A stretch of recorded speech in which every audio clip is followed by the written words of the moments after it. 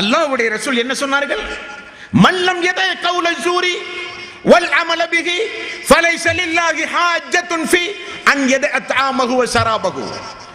யார் ஒருவர் ரமலானுடைய மாதத்தில் நோன்பு நோற்றிருக்கிற நேரத்தில் பொய்யான பேச்சுக்களை, தீய நடவடிக்கைகளை யார் விடவில்லையோ அவர் உண்ணாமல் இருந்தாலும் பருகாமல் இருந்தாலும் அல்லாஹ்வுக்கு எந்த தேவையும் இல்லை என்றார்கள். நோன்பு வந்து போனால் பொய்யான பேச்சு நம்மிடமிருந்து போய்விட வேண்டும். நோன்பை பேணுகிற சமூகத்தில் தீய நடவடிக்கைகள் இருந்துவிடக் கூடாது.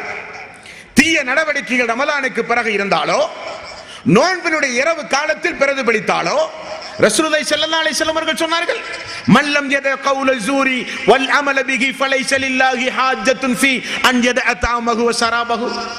உண்ணாமல் இருந்தாலும் பருகாமல் இருந்தாலும் அல்லாஹ்வுக்கு எந்த தேவையும் இல்லை.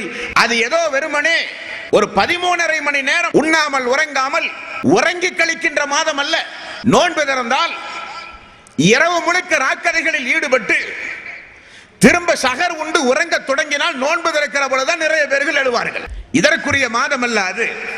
அல்லாஹ் தந்தானே, அல்லாஹ் நம்மை தேர்வு செய்தானே, இவ்வருட ரமலானுடைய மாதத்தை சந்திக்கின்ற ஒரு வாய்ப்பை தந்தானே, எண்ணிலடங்காத கூலியை பெற்று தருகிற மாதம், பாவங்கள் எல்லாம் வேரோடும் வேரடி மண்ணோடும் வெட்டி சாய்க்கப்படுகிற மாதம், மலக்குமார்கள் எல்லாம் நமக்காக வேண்டி பிரார்த்தனை செய்கிற மாதம், ரமலானுடைய நோன்பில் பகல் நேரத்தில் ஒரு அடியான் துஆ செய்கிற பொழுது எல்லாம் அல்லாஹ் தஆலா கொடுத்து கொண்டிருக்கிற நேரம், ரமலானுடைய கடைசி 10 வருகிற பொழுது 1000 மாதங்களை விட சிறந்த இரவை தாங்கி வருகிற மாதம் ரமலானுடைய மாதம்.